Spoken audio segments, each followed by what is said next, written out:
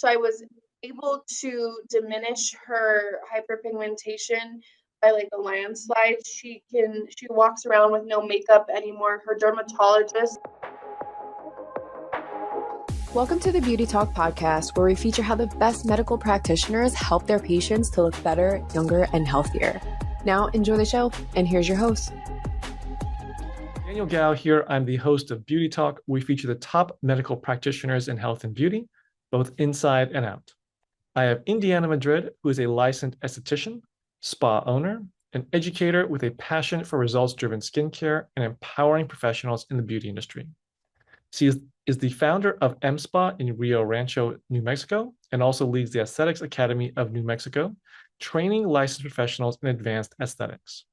With a background in project management, athletics, and education, Indiana blends grit and grace to build businesses that uplift communities. She's also a proud single mom, soccer coach, and advocate for women in leadership.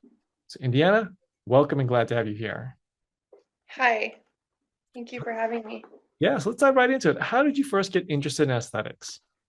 I started athletics. My dad played college soccer and professionally, and so athletics was introduced to me as a young age when he coached high school soccer. So from the time I was born, I was at a soccer field, and that's how I got into athletics. And it really just carried me, all the way through my early 20s. Wow. Okay. And then how'd you get into the aesthetic side of the aesthetics? Yeah, right. They don't really go hand in hand. But so the aesthetics world, my aunt, her name is Marty Hutchinson. She's known as the Med Spa mentor. She is like a trailblazer in our industry, and that is who got me into it. Got it. Okay. So you have this family member who kind of got you into it, but what inspired you then to open up M-Spa? So same kind of situation. I graduated from aesthetics school, and I knew I needed to go learn from her. So I moved to Idaho and did about a year apprenticeship underneath her, and she owns the Aesthetics Academy of Idaho, and then she owns M-Spa Boise. We basically took her concept and copy and pasted it here, and that's kind of what inspired me to be here. I'm really huge on family and community, and so I needed to be with my people, and the people who I grew up with just weren't in Idaho, and so that is why I moved back home to Bernalillo or Rio Rancho and opened M-Spa. Got it. Well, what are some of the most common treatments that your patients come to you for in your practice? So we see a lot of patients for clients for microneedling, dermaplaning, chemical peels, and brow laminations and lash lifts. Okay, got it. And out of those ones, which ones do you think are like the really popular ones, and why do you think that they're so popular? I would say that microneedling is really popular only because everybody loves to boost collagen and elastin. Everybody wants glass skin, and that is why that is popular. The second one that's most popular is our brow laminations. And I think brows are really big right now. Everyone loves a good brow. I feel like it's the focal point of your face. And here at M-Spa, we've kind of mastered our craft in that.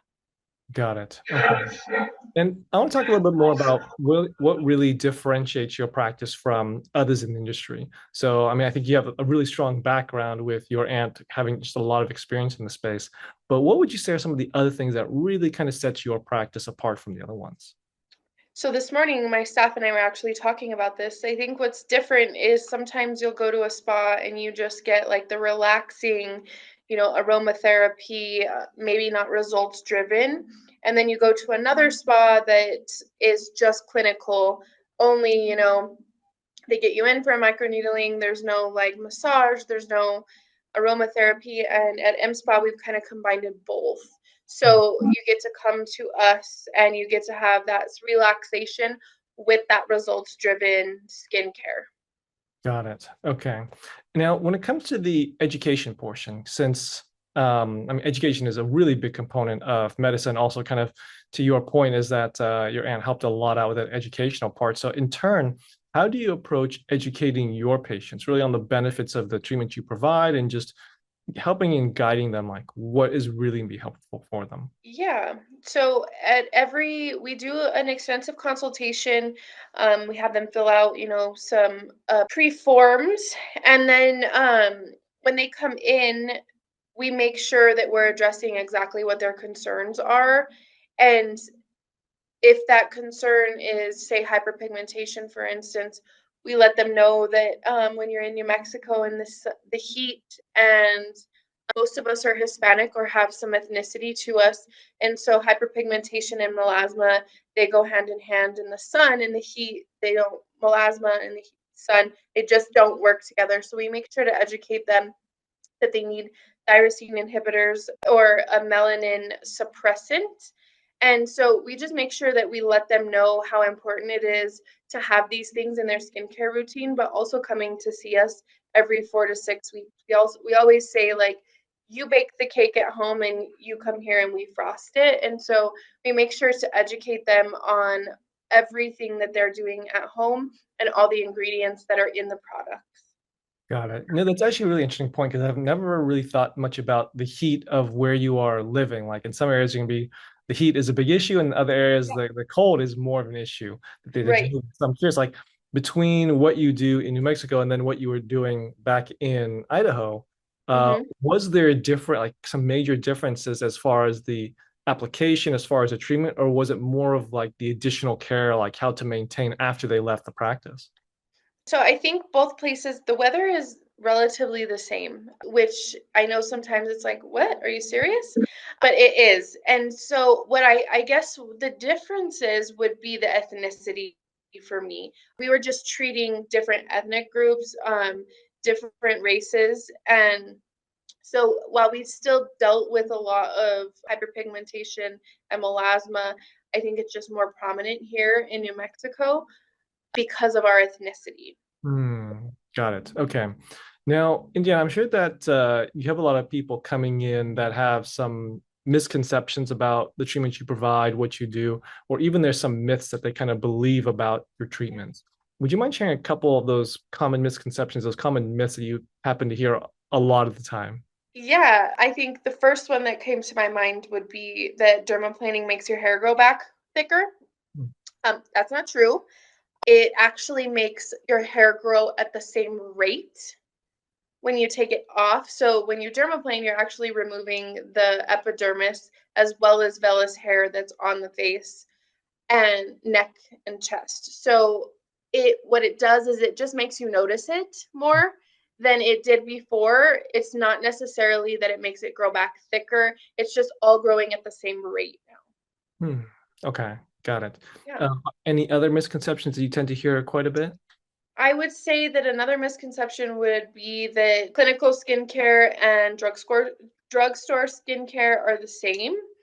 And they're just not. All of the skincare brands, like the one we use here at Advanced Rejuvenating Concepts, they're all formulated in a lab. They have to go through testing. They have to go through the FDA, and with that, they're allowed to use a higher potency.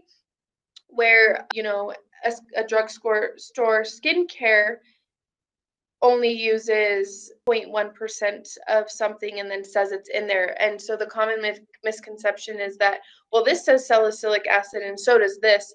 But if there's even the tiniest little bit in there, the FDA allows you to put it on the back of a label. So the misconception is that they're just as effective as each other, and they're really not. Hmm. I think that's a really important point that you bring up there, more kind of in the aspect of safety, because Right. when people are looking for this treatment, they really should go to a professional, someone that's licensed, someone that experienced, not going to some person and sitting in their garage and then getting injected Yeah, with who knows what that they got off of Amazon, absolutely. Temu, or something like that. So could you Yes. talk a little bit more to that, like just the importance of the safety part of it? And I think you touched on it already, but like, have you heard of kind of like bad stories of what happened to people, like when they try and go this cheap Yeah. route from materials or product that is just not verified? Yeah. I think I just saw this thing that came across on my TikTok of a local injector talking about a client went to somebody who was unlicensed, who was not a nurse, who bought the product and then got botched essentially. And then the client was complaining and there was lawsuits and things like that. So I think that the importance is like knowing who you're going to go to and then taking your accountability to we see a lot of like microneedling where the face is completely filled with blood, and that's like absolutely not. You should never go there. You should have pinpoint bleeding and redness, but you're being too aggressive.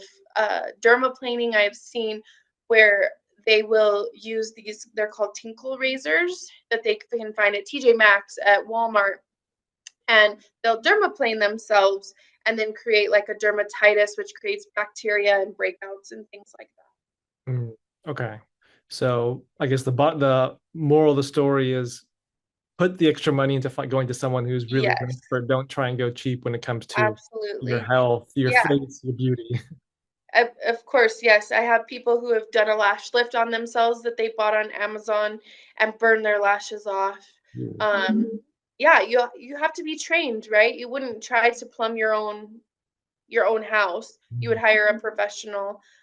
So you should hire a professional to work on your skin and your face and your lashes. Got it. Yeah. Now, I'm curious when it comes to what the type of treatments that you provide, your approach to how you do patient care, how important do you think artistry is? Because I think not a lot of people think about artistry when it comes to medicine, but Hmm. in aesthetics, I think it's a slightly different approach. So I'm curious, how important do you think artistry is in how you approach your patient care?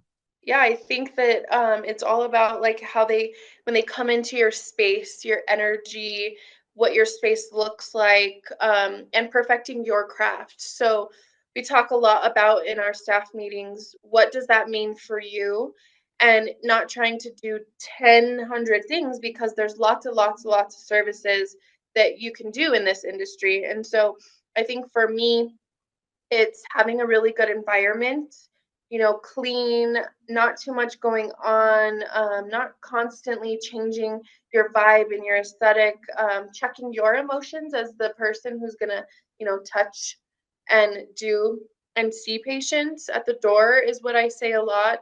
And perfecting your craft. So, not trying to do a lash lift when you're not wonderful at them. But if you're wonderful at microneedling and you understand the science and you understand what you're doing in the skin, then perfecting that craft and really choosing something that is more fit to you. Okay, got it. Well said then. Now, I'm sure that throughout your experience, you've had some challenging cases that have come across your door. So, is there maybe a story that you wouldn't mind sharing of one that really stands out, or just someone that came in, it was just a tough case, but really in the end, how you were able to get them a successful result or result that they were just thrilled with? Yeah. So I have a client and she is amazing. She came to me, I want to say about a year ago now, but she got hyperpigmentation and melasma when she was pregnant with her son, and her son is 19 years old. So her whole life, or for the last 20 years, she suffered with it on her forehead and underneath her eyes. And I was like, ooh, this is old. Like, I don't know if I'm going to be able to do this. I underpromised and then in the end over delivered. So I was able to diminish her hyperpigmentation by like a landslide. She walks around with no makeup anymore. Her dermatologist was like super impressed and was like, I need to send everybody to her. And it just in the end made her feel more confident. And that's mostly a win for me. I was able to help her um, boost her confidence and not be not be worried if she doesn't have makeup on, or not be able to go to the pool because her makeup will come off. That for me is the ultimate win. Got it. Now, we kind of touched on this a little bit before, but I want to talk a little bit more about skincare. Like, what Mhm. do you think that people mostly get wrong about skincare, and really kind of how do you help them change that mindset about skincare? Maybe I guess kind of touch on the myths, and then also like we talked about like the different ethnicities had to treat their skin a little bit differently. But could you expand a little bit more on that area? I think the first thing that comes to my mind is my brother. So for a long time, he was like, I use Irish Spring, and that stuff is going to make me break out, meaning my clinical skincare. And I think that his misconception was that he didn't understand the ingredients, he didn't understand what went into it, he didn't understand that what he was putting on his face was ultimately like ruining the integrity of his epidermis, and the lime was eating away at his skin. So I think that the common misconception is that, again, clinical skincare and drugstore skincare are the same, and they're not. Finding somebody who really understands their ingredients and the product line for me would be the biggest one. It's also that we just wash faces for a living. We have a lot of modalities that we can use. Again, we're licensed professionals to use, so you can't just, it's not as accessible at home. And that for me, getting them in my chair is the biggest thing. That's the hardest leap. And then once they're there, they're in and they're set. But it's, really making sure that they understand, and then that misconception of, we're just here to wash your face and that's it. They don't know all of what goes into a facial. I think I've heard time and time again of like, oh my gosh, I didn't realize all of the things that you do in here when we're in the treatment room. And that is a really, really big one. Okay. So I guess part is also kind of going at the same thing, like go to a professional, someone who can really explain this to you, explain like the different ingredients, like how it affects your skin. And even though you may not be able to necessarily see it, but it could be really breaking down your skin or just ruining it for the long term. Absolutely, yeah. I think that some people associate another one would be acne. Like some say, dry out your skin and your acne will go away. And in 9 times out of 10, doing that is making your acne worse. Hydrating and not drying your skin out when you have acne is a big one also. Got it. Okay. Now, Indiana, where do you think the future of aesthetics is going? Oh gosh, I think that the future of aesthetics is always changing and evolving. There's like something is always new. I think we're going back though to, more aging with grace and not as what should I say? As plastic surgery, in my opinion. I think people are backing off of the big fake filler lips, and they want to look more natural and they want to age with grace. And I think that's where aesthetics is headed. And you need all of the modalities that come with it. So you need the microneedling, you need the Botox, you need the fillers. And I think that in doing all of those things, everyone will be able to, maintain the integrity of their skin while still looking like themselves. Yeah, I've been talking to a lot of practitioners all across the country, and they're starting to see this shift of people moving away from that overdone look, the Hollywood overdone, Yes. Yeah. looking for more natural, like a more natural, like people don't want other people to know that they've gotten any work done or done anything. They just want to look like kind of their best self. What do you think really kind of fueled that switch back over to more natural looking? I would say that people are just like over it. I would like, I think a lot of the stories are like you're seeing these people in Hollywood and they don't look the way that they looked when they were younger, and at some point that was the goal, was to look like them. And then now that they've aged through their filler plastic surgery, everyone's like, oh gosh, that doesn't look good and I want to look like myself. And so the stories that you hear of like, don't do it, try to do different alternatives. I think that's what shifted the change ultimately. Okay. And kind of on the flip side of that, do you get people coming in that have photos from Instagram? They're like, oh, I want to look just like this. And it's obviously very heavily filtered. It's not realistic. Yeah. So, I mean, people do mostly want to go to the natural side, but I'm sure you get people on Do. other side as well. So, like, what do you say to those people that come in is like, oh, I don't look just like this person, even though it's like heavily filtered? Yeah, I think that I try to bring them back down to reality. I just let them know that, like, if that's the look that you're going for, ultimately in the long run, you're not going to get that here. I don't like to turn clients away, but I'm not going to do something, we are not going to do something here that we don't feel comfortable doing. For instance, like permanent makeup, some people want these big, huge black brows in the color black, and I'm just not going to tattoo that on your face forever. So that for me is a big thing, is just transparency and knowing when to say no. Mm. I think that's also important because I think that also builds more trust when you're willing to say no to people. Then Yeah. they mostly hopefully the good ones will appreciate that Right. you're really looking out for their best interest, not just to make money off of them. So Right. saying no is even more powerful than saying yes, we Yeah, can. So absolutely. now, Indiana, what is your vision for M Spa? Well, my vision for MSPA is to have, a bigger training facility, more staff, to be a place where, we can really foster somebody who just came out of school and has blossomed into this amazing esthetician. And that for me is the biggest part, is taking, those newbie SDs and making them, or helping them find their niche and what they love to do. That's my vision for MSPA, is to have clients come in and know that this is like a safe environment, that they can be vulnerable, and to give glass skin to everyone ultimately. A good vision. Now, Yeah. I touched on this in your introduction, but Aesthetics Academy. Can you talk a little bit more about Aesthetics Academy? I think you kind of touched on it a little bit with the training side, but could you just a little bit more about what is Aesthetics Academy? So our aesthetics academy is in Idaho, New Mexico, and Texas.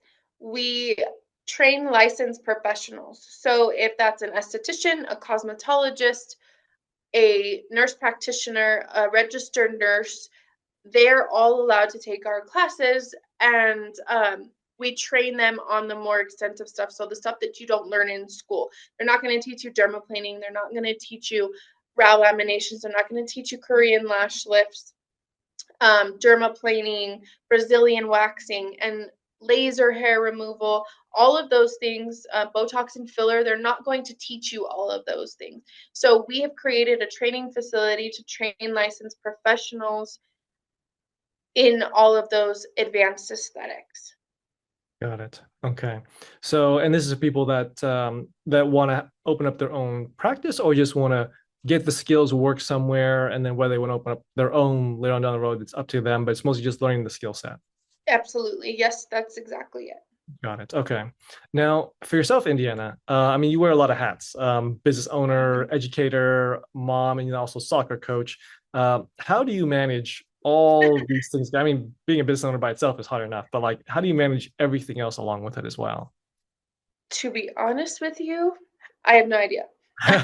I'm just kidding. So, I what I've done is I really have built a strong staff, and they really, you know, are here at the spa. They are diligent. They order things, they place things, they can work.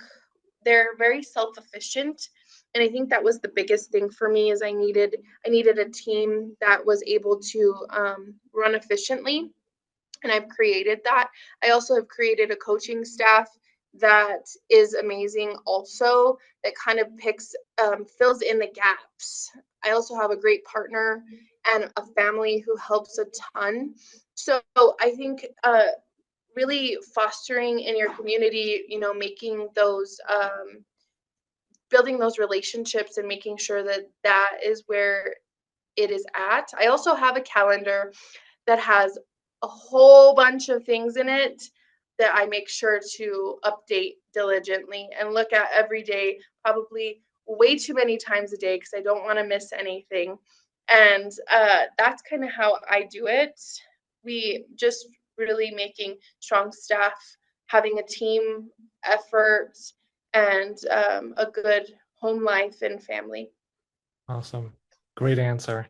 Now, Indiana, I'm curious as far as advice. So we kind of talked about the importance of having a professional, getting somebody who knows what they're talking about, and having them work on you instead of just somebody off of Craigslist in their backyard. Yeah. But what would you say to the person who is trying to figure out which provider to choose? Like, what steps should they go through? What things should they consider to really find someone that is going to have their best interest in mind, and also be able to give them a good result? Yeah, I think everybody's website, for the most part, has bios or a place where you can read on the esthetician or the nurse practitioner or the injector.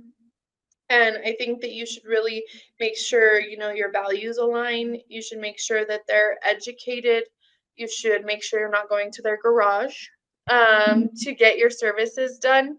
And my advice would be to find somebody who, fits you ultimately.